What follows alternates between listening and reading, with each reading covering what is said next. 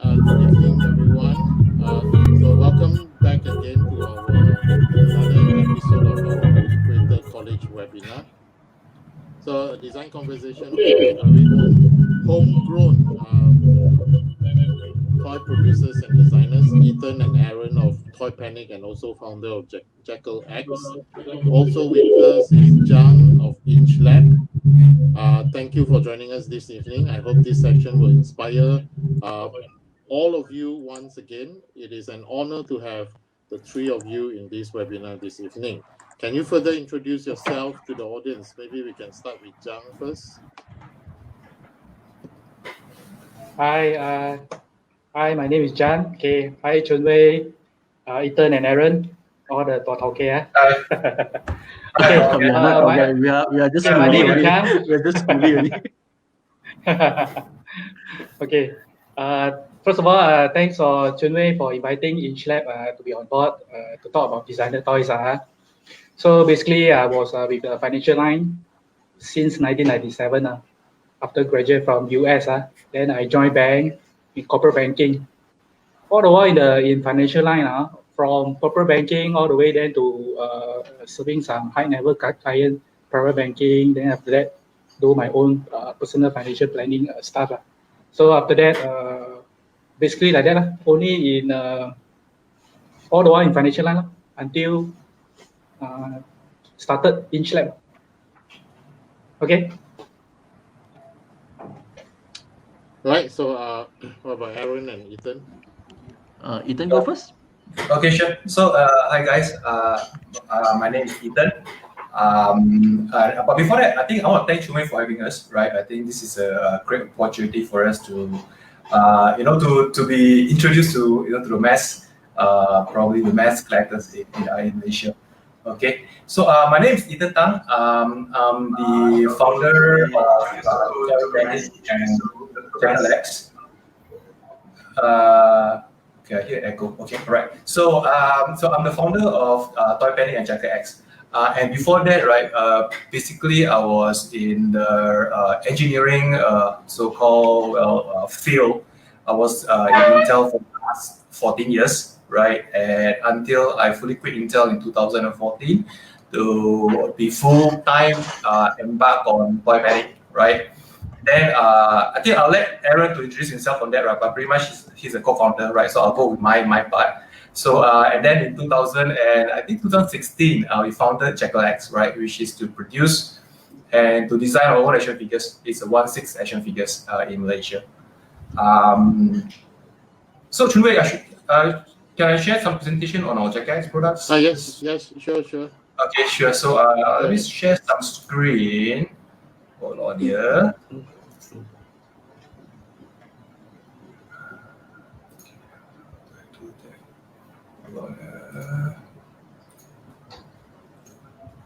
Okay, so can you guys see this? Yes. Okay, all right. So let me put it to full screen. Let me set it to full screen. Sorry, I just excuse for because I think this is the first time doing this. So but anyway, I think I'll just show this. I think Okay, so I think but before I move to this, right? So pretty much for those that have been buying toys or also ordering toys, I think pretty much you guys are well aware of what Toy Panic is, right? So, but for those that who do not know what Toy Panic is, basically we are online, and also we also have a store in Georgetown, Penang, where we sell toys and collectibles, as well as also gamings to both collectors and also gamers alike, right? So so I think back to Jackal X, right? So basically Jackal X, it was founded in 2016, okay? And then we most of the first few years, I think we spent most of the time in terms of R&Ds and to come up with all the prototyping and all, right? So it actually took us like 4 years for us to release our first figures, which is if you see on the slide, right, is the Sergeant John Reese, right? So that figures was released in Q1 2018. And then moving on, we actually had our second figure release which is just this year Q1, right before the COVID-19 pandemic, right? Thank God, So, because if you release any time after Q1, right, I think pretty much we'll have issues of shipping this out to our collectors. So luckily, we had this before, like all the ports and all the airports are locked down. Now, so Corporal Joe Hagen is our second figures, right, which was released in this year Q1. And I think moving on, we have another third figure which was still under pre-orders, right, which is we call our third figures, the Might Winters. So for this particular figures, the expected release date, right, I think right now is already in production in the factory. We expect that it will be ready and shipped out to our collectors by Q1 next year. So hopefully, by the time we are completed with these particular figures, the fasting will be like mass produced and will be massively available, right, for the rest of the country, so that we can actually ship this out, right? So yeah, so third figures. Now moving on to four figures. Now this the four figures is only prototype at the moment. We have showcased it in I think in few toy fairs for the last 1 or 2 years. And I think pretty much the picture that you're seeing here is actually the latest showcase that we had in Wonder Fest Shanghai. I think back in, I'm not sure I think a few months back, right? It's in Shanghai. So, yeah. So, if not mistaken, it's 2019. 201 or 201. No. This year, it's this year. It's 2020. It's this year. Yeah, it's this year. I think a few months back, actually. Yeah, on the fest. Okay, so the picture you're seeing here right now is actually, I would say, almost 80% completed prototype. So we have probably around 20% to go. There are some minor changes that we still, improving on these particular figures. And also, if you notice, it also comes with these robotic dogs, right? Which we call it Ellie, right? And the figure's name is Travis Knight. And then we also have this is also 1/6 scale, right? Yeah, both are 1/6. Yeah. Until here, they're all 1/6.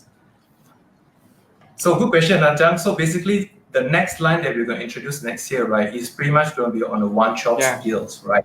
Yeah. So this is also, we also showcase this in Wonder Fest. Basically, again, these are just prototyping, right? So they are not, like the perfect one yet, right? We are still working on it. There's still a lot of work need to be done on this particular 1/12 lines. Yeah, so I'm done. So I think that's it from me, right? So pretty much, I share this and I'll pass to Aaron, right, for his introduction. All right, Aaron, all yours. Thank you, Ethan. Okay, first of all, I think I'd like to thank Chunwei for the invitations, for giving us the opportunity to share our passions to the audience.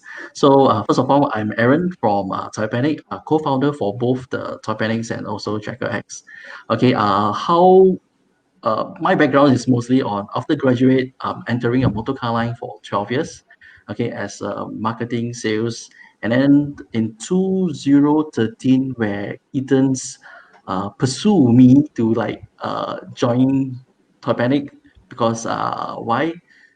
We start sharing the same passions, like collecting toys.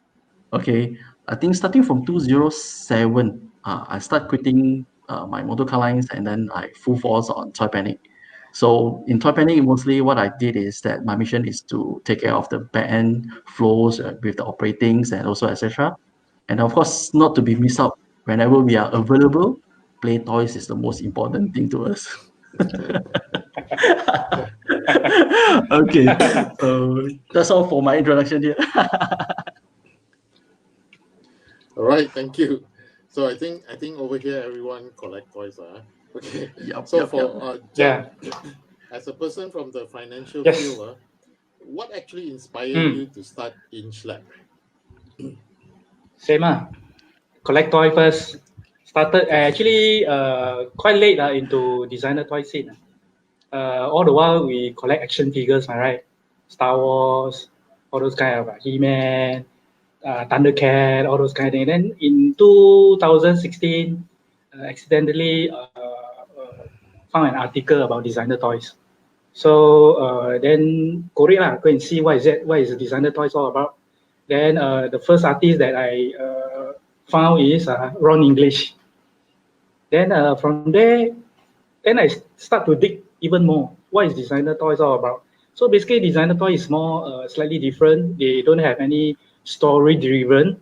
Mostly are more reflection of social issues or pop cultures or some political thing. So I suddenly I feel very interested in all these things because it's not just basically I look it at more like an art than toys because it's a more like a message within a figure trying to convey some message. So that's where I start to then I realized not many Malaysian artists, probably the time I didn't discover Michael Chua or Chun Wei doing designer toys yet. Then slowly then I discovered there's Malaysian doing designer toys, but not so many. But they are not so how should I say not easily seen in this designer toy scene. Then I realized that also not so many.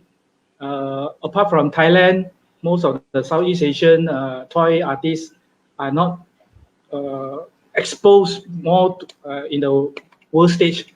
Then I also realized within our neighboring country we have designer toys production house, okay, like Mighty Jacks, okay, even like Indonesia also got a few already doing designer toys. How come Malaysia don't have? So then with a few again partners, actually four of us are, I'm one of them. Then we started Inch Lab in 2018. See, we are very young. We are still at the infant stage. Basically, currently probably I share some of my toys that we are doing now. All right.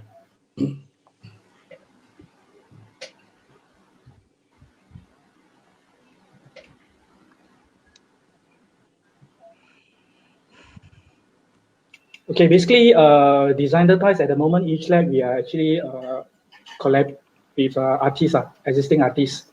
Basically, most of the artists currently that we collaborating with, before that they don't do any designer toys.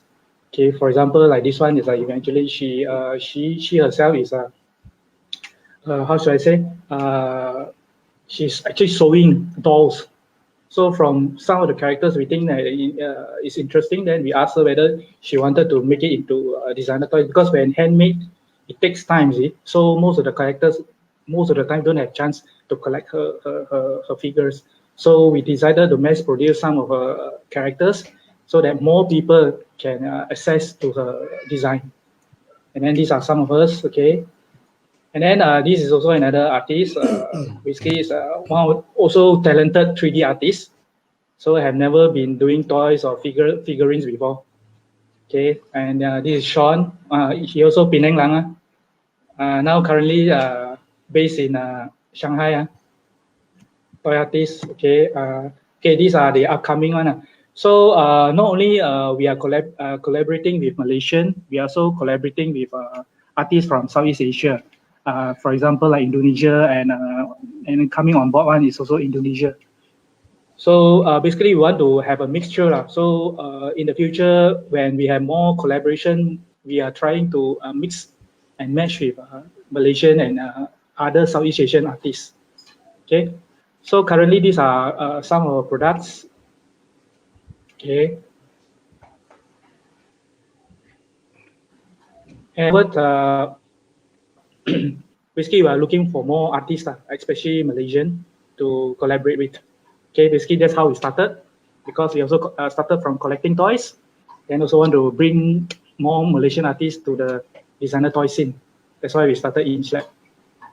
Okay, back to you, Chun Wei. All right, thank you. Very interesting. So, what about Aaron and Ethan? You know, both of you say that you were collectors. That's why it bring both of you together to start Toy Panic. But what about Jekyll X?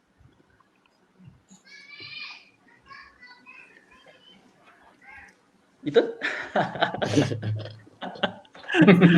Okay, all right, sure.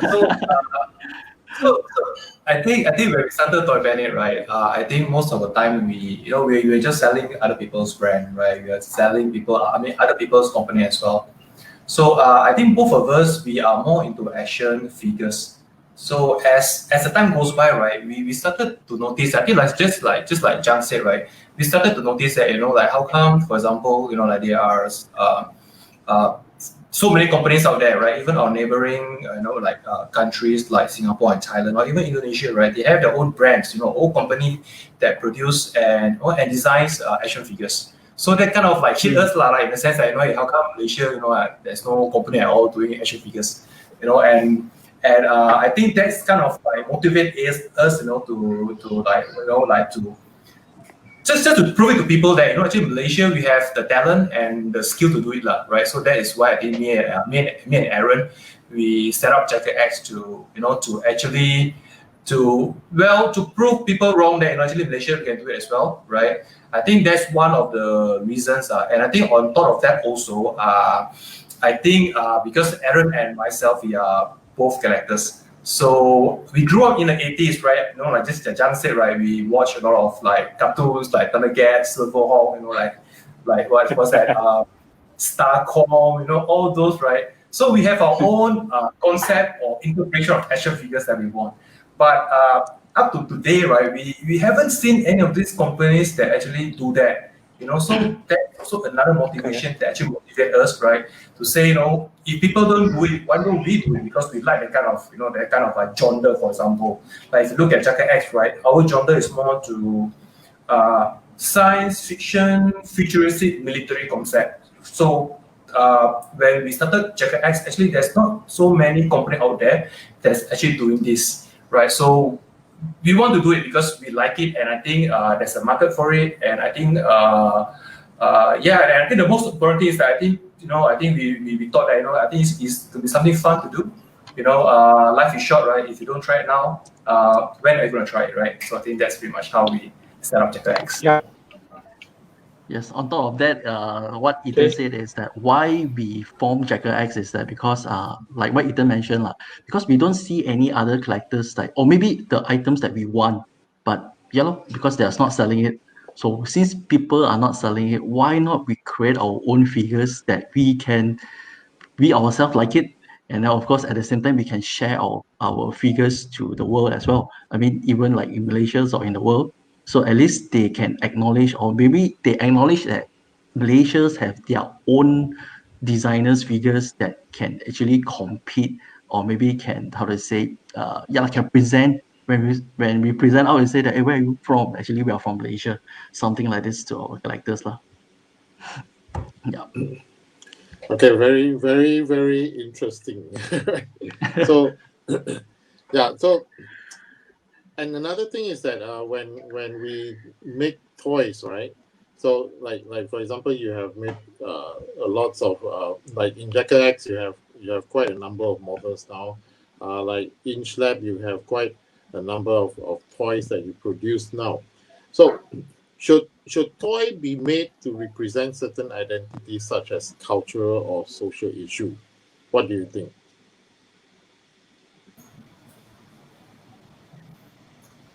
Okay, I think I'll try to answer that. Yeah, I'll try to answer that, Julie. Because I believe that, right? I think every toy designers that they have, for example, that create their own toys, right? I think somehow he'll get inspired by something, or the toys, but or the specific design, right? It something must be inspired the designers to come up with toy design. So I believe that, right? I think all the toys design that we're seeing today, I think mostly they're inspired by something. So, but I couldn't quote other toy designers, but I'll put myself as a Jacket X, right? So I think when we created Jacket X, we are inspired by how to say that the issues, right, or the history that we have been seeing, right. Just to give you an example, so for Jacket X, we actually based off our the backstory of Jacket X, right. We call it the Ophiuchus Dawn of a Humanoid. So basically, it's a backstory that we created so that we are able to develop our characters that live in that particular backstory, or so-called universe, right? So basically, the story it revolves around just to cut it short, it's quite a long story, right? But just to cut it short, basically, it's the conflict between the human and the humanoid. So the humanoid is actually another species of human, right? They are much more superior than a human because they have special, like abilities. They are much more stronger than a human. They have some powers, to control some metal elements, right? So because of that, right, the humanoid, they are much more superior in terms of, they are much more superior compared to the human. So you can actually relate that back to our issues today we see in the world today, right? Even if you look at certain part of the world, they still have that race supremacy issues, right? For example, like even last time, right, in South Africa, they have the apartheid, right, where the whites are much more superior than the black people, right? So we are trying to, somehow we kind of inspired by all this, right, and then we shape the story, the backstory of of our Ophiuchus dog, the humanoid, the background stories, like into all this. We kind of like how to say that, take a little bit of the history parts of it, right, and create our own stories. And we believe that, right, by doing that, I think the collectors that actually collect the particular figures, they are able to relate to the character that we're trying to create, right? And also, I think it's kind of relevant, in today's world. So I believe that you don't just create something just for the sake of creating. I think there must be some factors behind it, some inspiration behind it that actually that give the creator to create a specific toys. Yeah, that's my take on it. Cool. So basically, I think all the while toys has been reflecting some cultural or social issue. Let's look at back then GI Joes, okay, Barbie doll. GI Joes is created after World War II or something like that. All are trying to represent during that era. Okay, all the soldiers. Okay, Barbie doll during that fashion.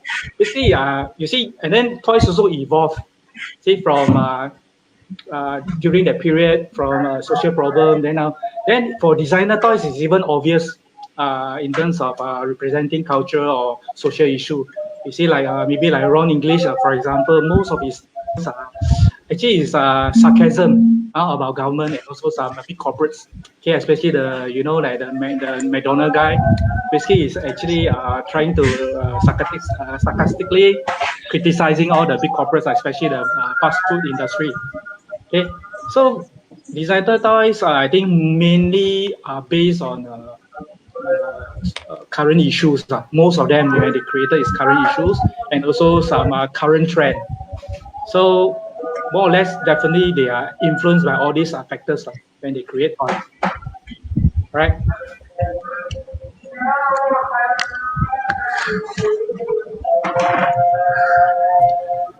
So what about Aaron? Same thing. Is there anything that you want to add, Aaron?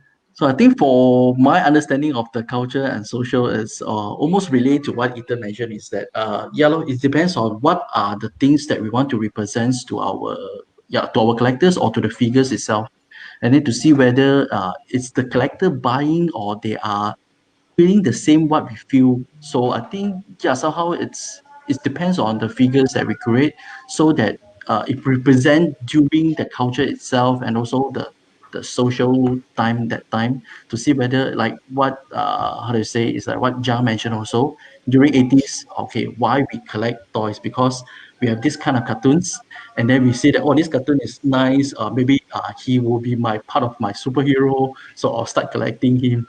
Or maybe that the 80s, there's a more I mean, how to say, 80s is a lot of cartoons during that time, because we are spending most of our time watching cartoons. So from there, actually, we try to have a superhero in our mind, in our heart. So during this time is like maybe like in this modern time also, if we create a toys, is that we try to send up the figures to at least share with our collectors on the figures that hopefully they will like our figures as well. So yeah, something like this. All right.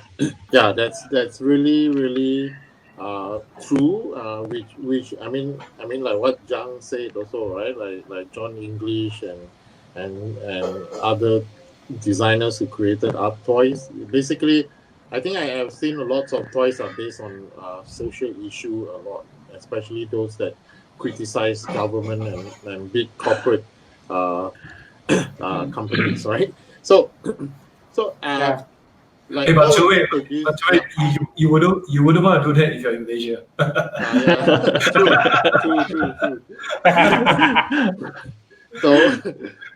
So, so like all of you produces your own toys. And as we know that toy is a very expensive industry, right? I mean, it's expensive to produce. It's not like a very cheap thing like you just print cards or whatsoever, right?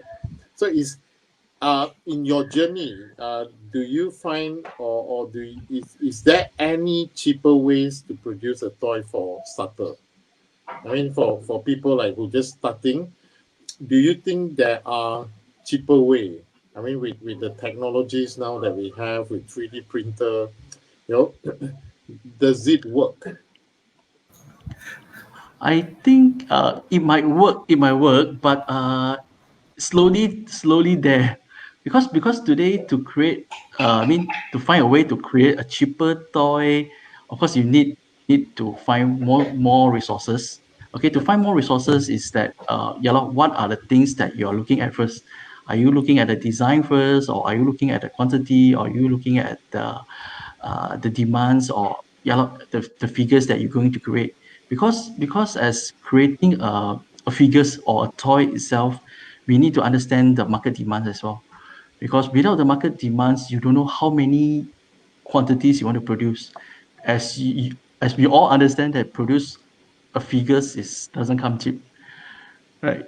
So maybe like you need a certain quantities to produce the figures, or you need, yeah, a certain amount, then only they can start produce. And then during the produce, right, you need to understand that the concept of the design, like what are the steps that we need to do, what are the things that we need to prepare first, or who should we deal with. And then the most important thing, I think, come down to, yeah lah, cash lah. I think money is most important thing, because you don't have the money to start everything, right? I think, yeah, pretty much, well, that will be the toughest part already. Yeah, Okay, I when think you yeah. Yeah, Yes, I think Ethan. I think to add what to Aaron said, right? I think for starters, I think if you want to reduce the cost of your so-called production, right? I think don't make it too complicated, because the more complicated it is, it's going to be more expensive. Because the complications, for example, like if you have more moving parts, right, you would spend I would say quite some significant amount of money just to just to produce that moving parts, right? Because moving parts, for example, if you do molding, for example, you need more moldings or bigger size of mold just to produce that moving parts. So I think for starters, right, I think probably you wouldn't want to start with something that's too complicated, right? Try to find a simple design. And I think one thing that usually I think it's quite realistic in a way that if you know everything, pretty much you're gonna save money on it, right? For example, let's say if you're gonna produce a toy, for example, right? Just maybe a prototype. Okay, let's say prototype, for example.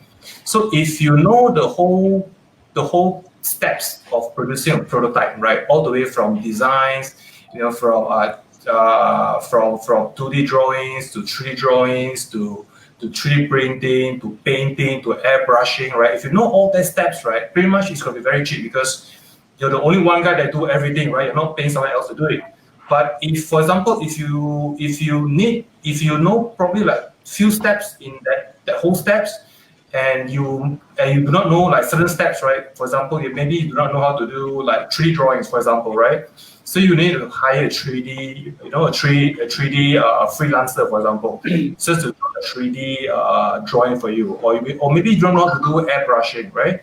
You need to hire another painter to do it for you. So all that will actually take up some of the costs in producing a toy, right? So I think for starters, right, because I think usually for starters, time is not a limitation. So my advice is that try to learn up all the steps, right? Because the more you know about it, the less that you pay to other people to do it, right? And then the cost will be a lot cheaper. Yeah, that's my take on it. Yeah, so I guess for starter they can also prepare good portfolio and look for Inch Lab, right? Yeah, right. True. Okay, basically, probably Jackal X is doing 1/6 scales or 1/12 scale action figures. They are different beasts compared to designer toys. Because if you want to start designer toys, it's actually not that expensive. Okay, of course, also economy of scale. So basically, if you treat designer toys as an art, it's the cheapest to produce as compared to other art collectibles. Okay, for example, like what do you call that? Copper statue, ceramic, wood. They are even more expensive. Even we are talking about per piece. If you're talking about vinyl resin toys for designer toys, per piece can be very low. It's just a matter of economy of scale. The reason why it's expensive is you cannot produce more. That's why it's expensive.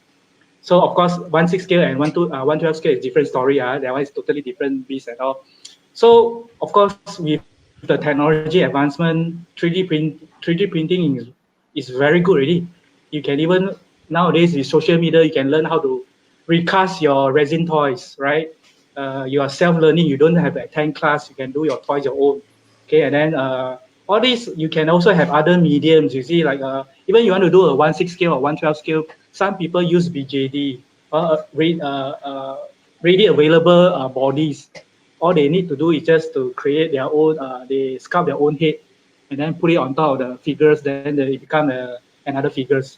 This is more like a cottage, small way to produce your own designer toys. More like a hobby. Okay. And then you have other kind of materials because designer toys is very vast, not only about vinyl, resin, it can be wood, carving, also part of designer toys can be paper, it can be sculpey, a lot of materials, all are easily available in art shop. So don't, for starter, you don't have to worry about the cost. You can just start anything that you think is comfortable with you. I have came across some paper toy artists doing very well. You didn't even know it's paper toy artist. It's paper, also can. You see, some of the paper artists, paper toy artists, they are so famous until they have collab with all the branded, like Gucci, Louis Vuitton. Actually, work with them, collaboration doing paper toys for them. So basically, you don't have to limit yourself when you talk about toys. It has to be vinyl, it has to be resin, it can be anything. Basically, it's like that, right? Yes, very very interesting. It's a very different perspective from Zhang. So now, just now we talked about the cost. Okay, now we talked about sourcing manufacturer. I think sourcing manufacturer is a headache to a lot of independent toy artists. Now, how do you source for your manufacturer? Now, anything in particular that you are looking out for? Maybe we can start with Zhang. Okay.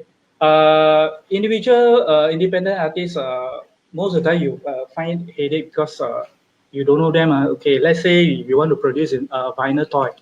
So far, the best place and the cheapest to produce vinyl form of designer toys is in China, right?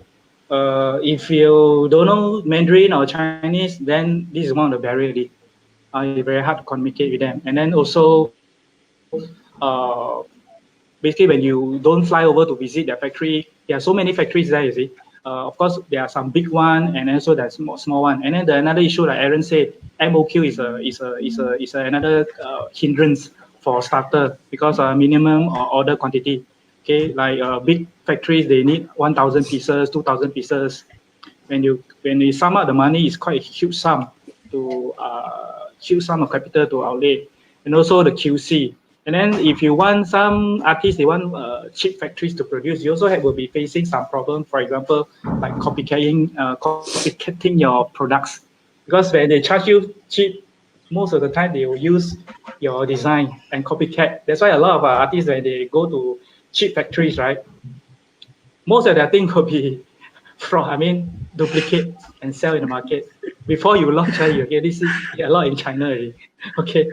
To me, reliability is the most important. Price is secondary. Slightly expensive is okay, but he has to be reliable in terms of QC and also turnaround time. Okay, and then he has to be, I mean, everything had to be black and white. Everything had to be very clear upfront. Okay, what's the MOQ? How should go about whether can do it or not? Okay, that's the thing that we're looking at reliability. Okay. All right. So what about Ethan and Aaron?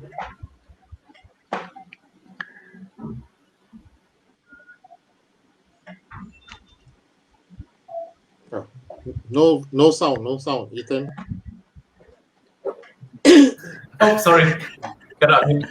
Okay, so I think what Jang said, it really resonates with what we are going to say as well, right? I think pretty much that pretty much sum up everything.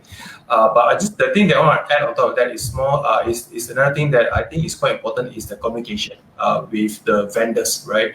I think we have during our experience, right? We have actually experienced a few vendors as well. I think just to share, right, we have a couple of early vendors where it really gave us the headache because we can't communicate, right? It's like one guy, it's like chicken and egg talk, like chicken, the guy talk egg, talk down. It's like very, you don't know what the guy is talking about, so don't know what you're talking about, right? So it's not only the language barrier, we might be talking on the same language, right? But the thing is like certain vendors, they don't have a choice, right? They just want to produce it. They just want to ask you to get MLQ from you. Like let's say you want 1,000 pieces, right? They just produce for you, right? They don't care, right? You give them blueprint, they just produce it for you, right? So I think when I say communication, it's more to like, for example, I think the vendors need to really understand the toys industry as well. Like for example, right, you might be giving him a blueprint. This is the thing that you want to do. And I think the one that we want, when I say communication, is that the vendor is able to advise you, for example, or probably, why not you don't do this, right? Why not you do this, instead, because it might save in terms of the steel molding, for example, or it might reduce the cost, or not. I mean, in a way, like you're able to get back some advice or feedback from vendors when we ask them to produce something. Rather than they just take it, like blindly, and they just produce it for you, and then you only see the some issues when the thing is out from factory. So that will be too late, right? So I think another factor that we're looking at is actually communication. We must be on the same page. Between us, us and also the vendors, we must be on the same page. Yeah, something like this. As because if you don't have a same page, right, then like what Ethan mentioned, then we have a communication barrier already. Although how to say is that we need a manufacturers or resources that they can help us to like use the use the correct material rather than they bring us to go one garden come back. It's like you go one round, okay, you just go one round, okay, you just go one round, and then at the end Bring is you like, to hey, I want Holland. this.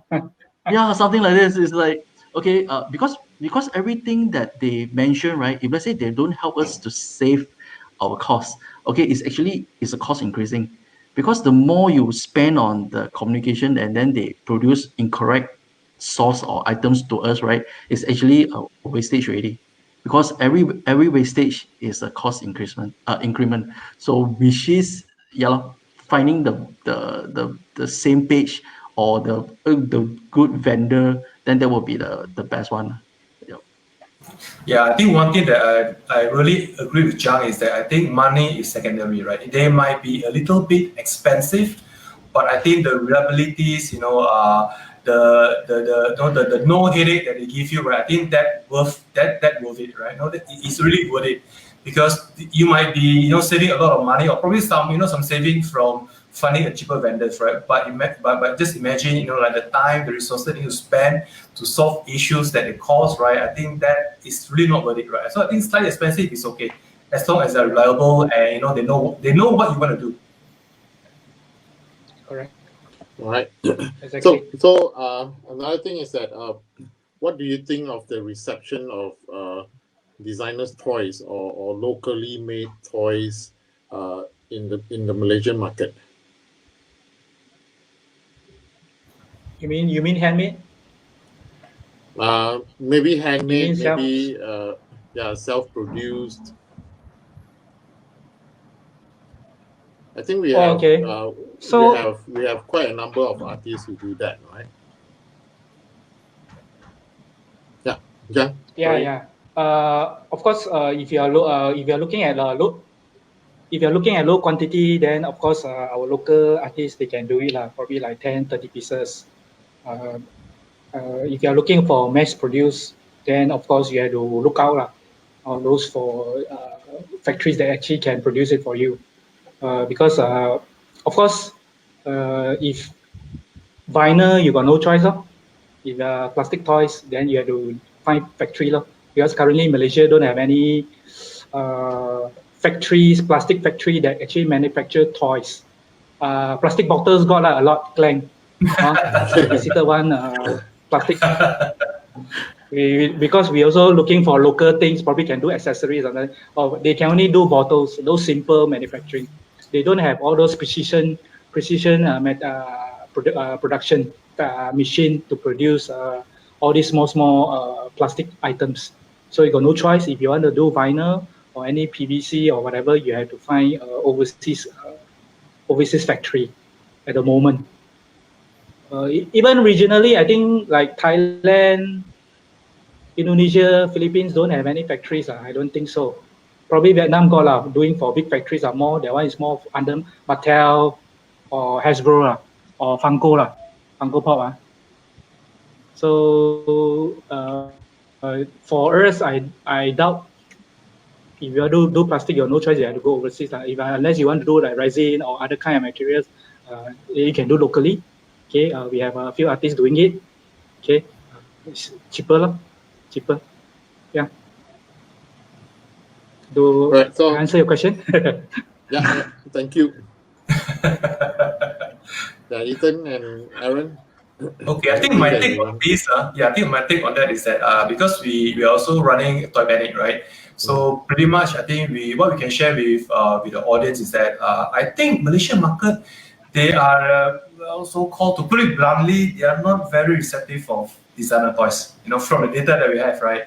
I don't know why. I think they are, I don't know, they are more to like superheroes, right? For example, like Iron Man's, all those like licensed superheroes figures, right? You can churn out any figures, throw at them, you'll buy it, right?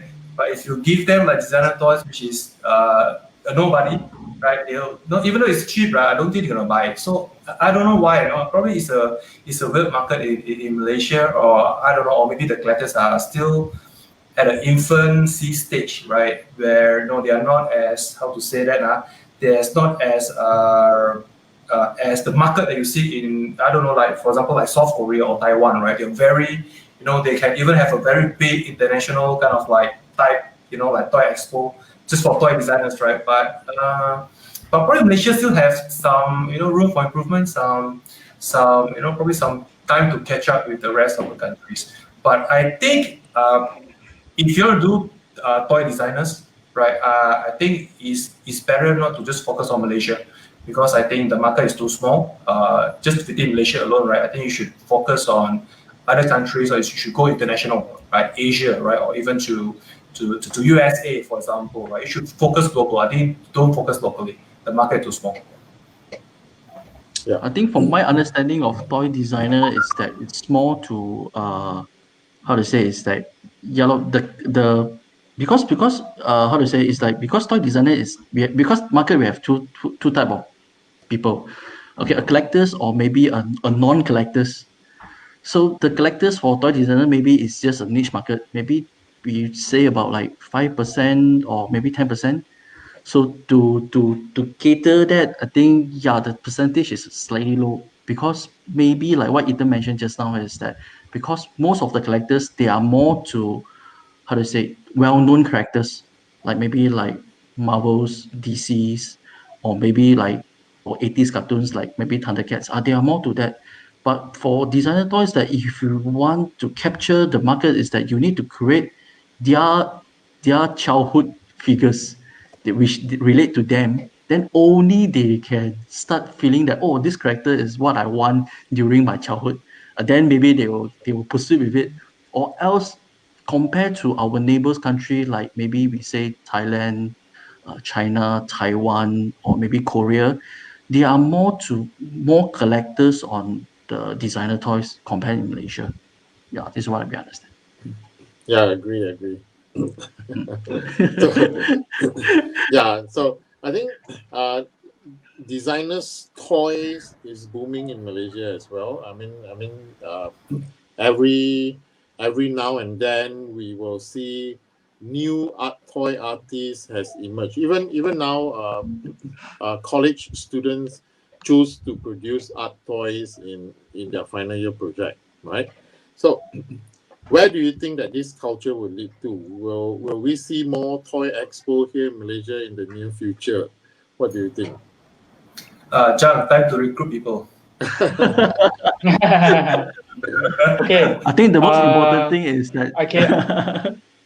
No, Jang, come. Yeah, Okay. Zhang, you can. Basically, okay. As you know that we have My Toy Hot, right? It's a Malaysian-based designer toys Facebook group and also IG and YouTube.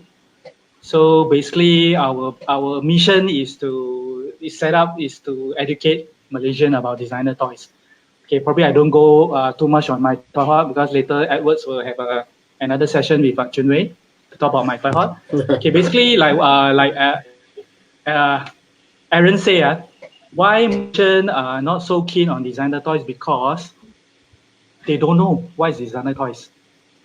Why they are more keen on Marvel, DC, and all those cartoon characters because all these are story-driven characters, right? From young, we watch the movie, we can associate with. Designer toys is designed by artists that know historical background that you cannot associate with. That's why it's just a design. You must know. That's why we encourage more artists to get involved into designer toys so that they start to appreciate designer toys. When there are more people involved to create, they will start to influence their circle of friends. Okay, let's say more artists involved because you see, like why Thailand and Taiwan are so burgeoning in terms of designer toys is because they basically their government or maybe their all those private institutions actually encourage creativity. So when more artists is involved, more if they create more awareness, okay, they create more awareness.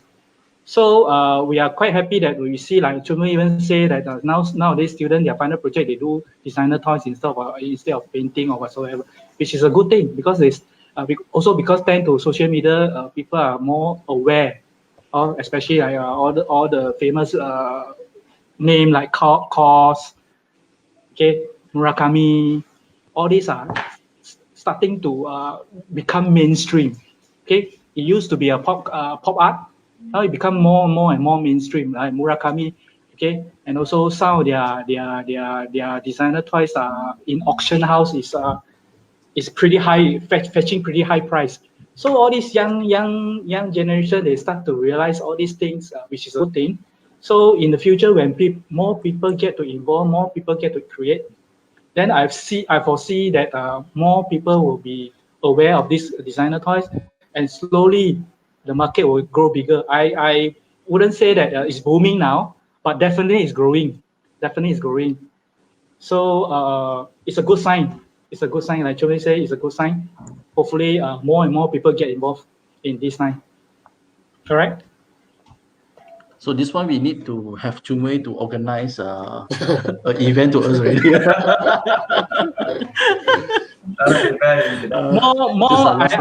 I believe more of a road show lah. We should create more of a road show instead of expo. Yeah, more of a road show. Yeah.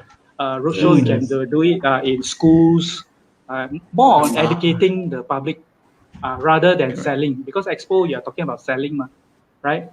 Roadshow is more like educating. So when you educate more people, they get to know, and then they even know that Malaysian got toy production house. They are even more interested. It become a career. Maybe it become a career. Toy designing is a career in US. So toy designing can be a career in Malaysia as well in the future. Something like that. Yes, true. I think I've seen a university in US that offers toy designing course as well. Focus on toy designing. Yes. Yeah. Yes. So basically, they're the supplier for Disney, Mattel. So, Yeah. when are you gonna have that course in your No, I don't. academy? I don't think so yet. No commercial value yet. Slowly. As long as we're Yeah. consistent doing it. True. Yeah, but okay, I think another thing is, I think personally, right, I think that, like, I think today our collectors, they are becoming more maturing, just like on every countries, for example, like Thailand or even Taiwan. And I think I can kind of relate that to how I think probably Malaysians are being brought up, right? Just to go, for example, like back in the 80s, right, when we were still kids, right? Imagine every time when you want to buy toys, you get nag from your mom, right? For example, so in translate English is like, is why you want to buy toys, right? Something hard like raw, you can't eat it, right? Why you spend money to buy toys, right? So you always get that nagging from your parents as well, right? And also, I mean, a typical probably Asian family, I think the parents will always like kind of tell their children, like, when after you come out from from college or whatsoever, find a good job, work on something that can earn you a big salary, right? And probably to start a family. I think the way that we're being brought up, right, is so traditional that I think the old parents, I mean our parents, right, their generation, they don't see creativity as a career, just like what Jang said, what I love to say to me, right? So they don't see this as a career. But today, I noticed that, right, I think parents today, they are much more open-minded. I think they even encourage their kids, right, or their children to pursue their passion, right? Like, for example, imagine last time you want to pursue arts, right? You're gonna say, are you serious or not? Arts, you should become like probably an engineer, right? Because it's much more highly paid, right? So I think, the mindset has changed from the old mindset into like the much more open mindset today. I think parents today, they are much more receptive to this creativity industry, and I believe that, right? I think as the time goes by, I believe that, it will start to mature in Malaysia, and probably like what Chumace and Jang said, right? I think we can see this as a career somewhere near the future. Yeah. Yeah, I think. Okay. Also, something to add on.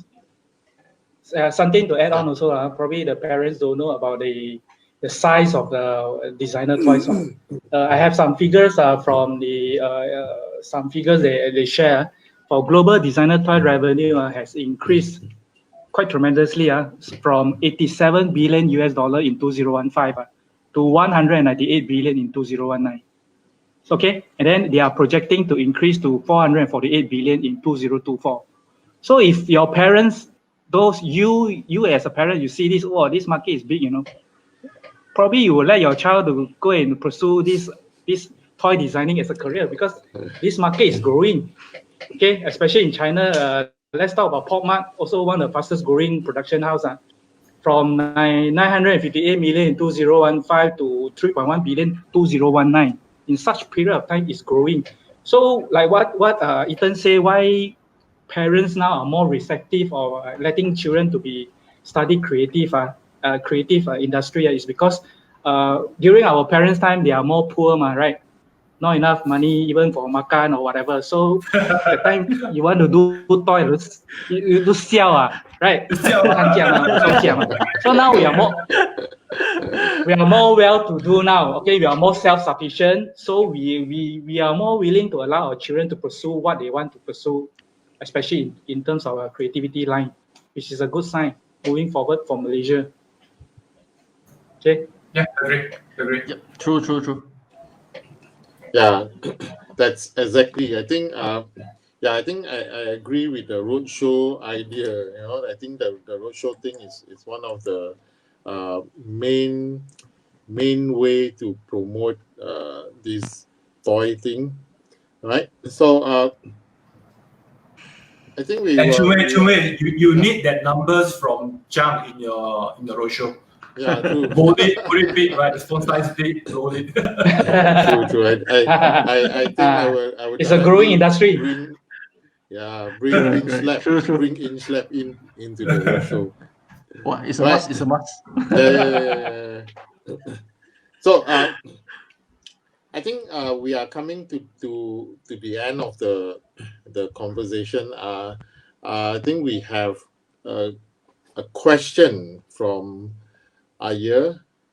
Aya's question is: do you think that Malaysian spending power somehow reflect their ability to collect designers' toy?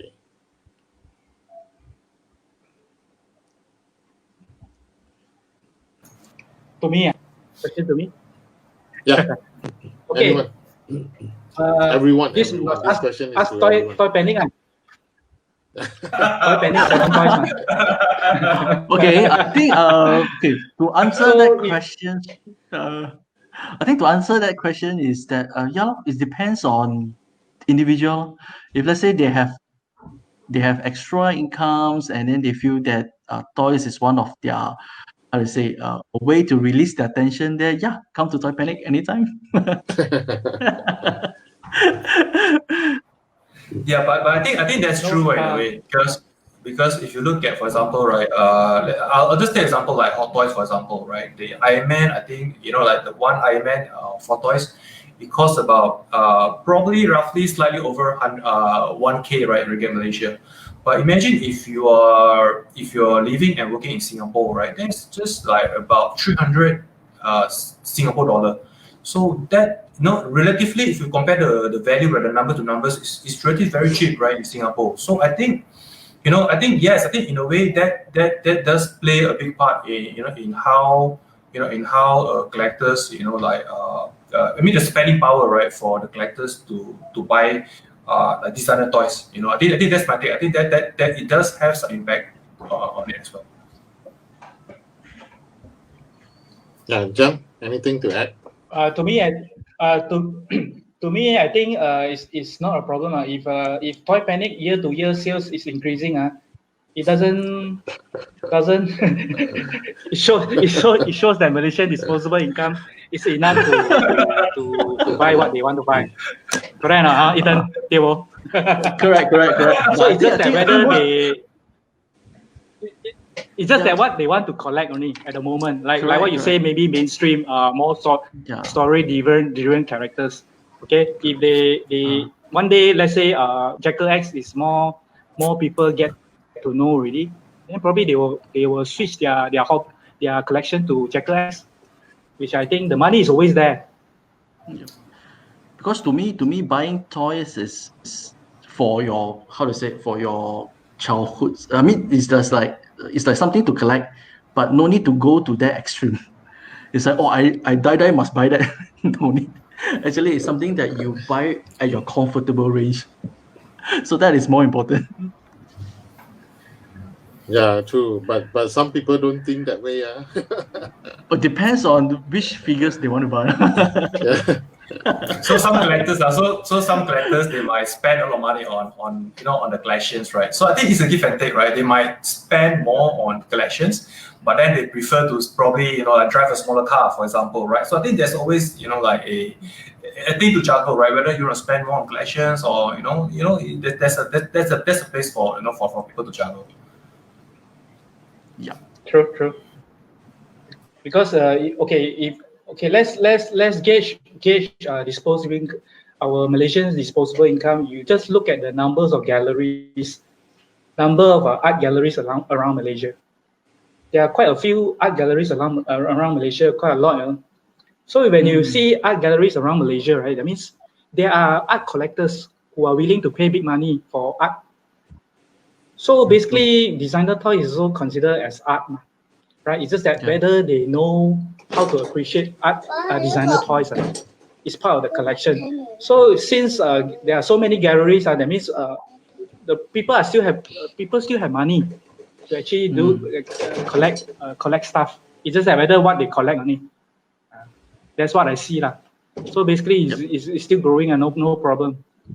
Correct. Yeah, I agree with that. I think let's see if we have any other questions. So I think for Toy Panics, the business are not affected by the pandemic, right? Partially. I can't say that it won't affect at all, but if you ask me, it's partially because why? During this pandemic, right? We don't allow walk-ins. I mean, we don't allow walk-ins because if you walk-ins, you need to go through the SOPs, everything. So to ease all our collectors, right? We are luckily that we have the with so-called courier that we can deliver. I mean, we can ship out our parcels to our collectors throughout Malaysia, but temporarily not international because due to post Malaysia's that have been shut down for this pandemic, right? Then until further notice. So to our international clients, we are so sorry for them that they have to like upgrade to express shipments. Then only they can receive their collections. But for Malaysians, we are quite lucky enough that because we have a lot of courier companies that they are still operating normally, that we can just ship out to them. But if let's say our collectors would like to visit our shop during this pandemic, we have to say very sorry that currently we are not allowed until hopefully CMCO live up, then we'll proceed from there. So what about Jang? Anything that you want to add? Probably like one of your question, last question, becoming next successful toy designer. Yeah. What is the best advice to audience who want to become toy designer? Yes. Okay. What's your Basically, advice to the audience? I don't know what is the direction to become a good toy designer, but what I can say is from our perspective, how we want to choose what kind of character to work with. Okay, what kind of a character that you create that we want to work with. Okay, there are a few. First of all, we want story-driven characters. What I'm trying to say is, what is story-driven characters? Story-driven characters meaning you have characters that that you can express in many forms. It can be in comics, it can be videos, okay, it can be animation, or it can even in games. So we want this kind of characters, story-driven characters. And then another one is a character that are expandable, which are sustainable in terms of creativity. That means one character we can recreate to many different type of characters. This is what we're looking at. And also artists that we want to work with, also we have some obvious signature designing style. So we have some recurring obvious designing style. We also interested to work with this kind of artists. So bear in mind when you want to create some characters, these are some of the criteria we are looking at. Okay. This is some of the advice. All right. Thank you. So what about Ethan and Aaron?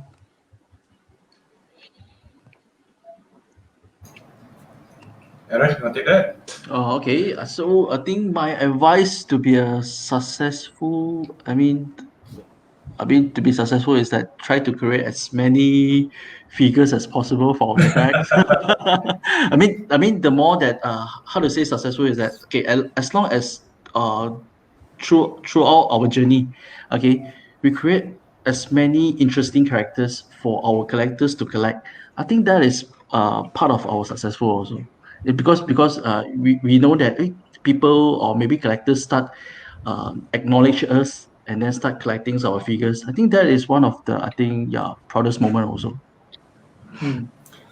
Okay, I think just to add on top of what Aaron said, right? I think from my part is I believe that for us to be successful, we have to keep offering a different or a unique figures, right, on every new releases. Like for example, I'm just quoting for example, when we started on our first figure genres, right?